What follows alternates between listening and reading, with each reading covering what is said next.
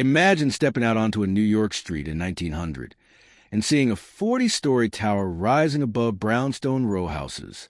That monumental leap is the story of New York architecture in microcosm. In this video, we'll uncover how New York's buildings tell the city's history, from Dutch colonial to glass towers. I'm Facey, and welcome to this deep dive into the history of New York architecture. Over the next 15 minutes, we'll journey through epics: colonial beginnings, cast iron and Gothic revival, the rise of Beaux-Arts, the birth of skyscrapers, modernism, and today's architectural frontier. Stay with me.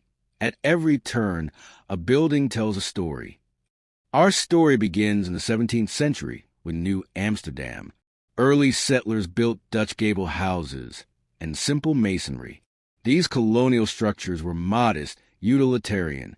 As New York grew in the 18th century, Georgian and federal styles appeared: symmetrical facades, brickwork, classical ornament. But these were still small-scale compared to what would come next. By the mid-198th century, industrial advances and iron production revolutionized building. Cast iron facades appeared in Soho's shopping districts, allowing wide storefront windows and ornate facades at lower cost. These cast iron buildings became hallmarks of New York architecture. At the same time, Gothic revival and Romanesque styles emerged. Think pointed arches, tracery, and church spires in cathedrals and institutional buildings. But cast iron had limits: strength, fire risk, and design constraints. Soon builders looked for stronger, taller solutions. As NYC matured into a metropolis in the late 19th/early 20th centuries, wealthy patrons and architects looked to European models. Beaux-Arts style brought grandiosity, symmetry, classical orders, sculpted detail. Public buildings, train terminals, Grand Central, museums, Metropolitan Museum expansions, banks, mansions, all embraced the style. Simultaneously, the City Beautiful movement pressed for monumental boulevards, civic centers, and cohesive urban planning. Yet all this elegance was about to be upended by a new technology: steel frame construction. And with that came the rise of the skyscraper, the turning point for New York architecture. In the early 20th century, thanks to steel frames, elevators, and mass engineering, New York became the skyscraper capital. The Woolworth Building, 1913, was briefly world's tallest, a neo-Gothic tower scraping the sky. Then came the roaring 1920s, the Chrysler Building and Empire State Building, icons of New York architecture.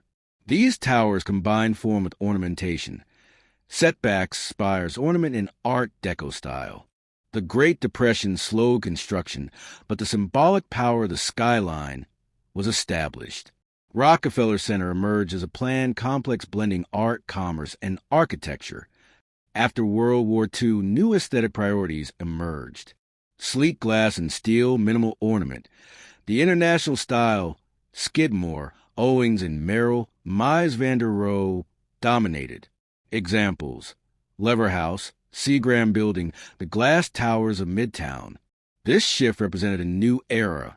Form follows function: vertical slabs, curtain walls. Some saw it as refreshing. Others criticized it as cold or anonymous. From the 1970s onwards, architects began to push back against strict modernism. Postmodern architecture reintroduced ornament, playfulness, historical reference. In New York, you can see this in buildings like 30 Rockefeller Plaza renovations or postmodern commercial towers. Later came deconstructivism with bold angles and fragmentation. Think Frank Gehry or newer mixed-use towers. In the 21st century, New York architecture embraces sustainability, glass curtain walls, parametric design, and adaptive reuse. Old warehouses converted to lofts, historic preservation battles, and daring designs via Bjarkingles, shop architects, Foster and Partners, are reshaping neighborhoods.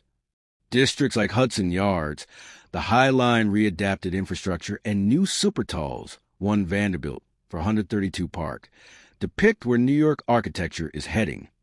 At the height of its evolution, New York architecture isn't just about height or style. It's a visual manifesto of culture, economics, technology, and identity. The moment New York's skyline became a global symbol, architecture ceased being background. It became the story itself. But this story is not without conflict.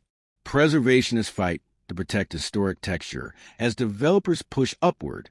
Zoning laws, landmark status, community resistance, these all add tension. Neighborhoods like Greenwich Village, Soho, the Lower East Side all face these pressures. Technological advances, climate change, structural limits, and aesthetic debates make the future of New York architecture as contested as ever.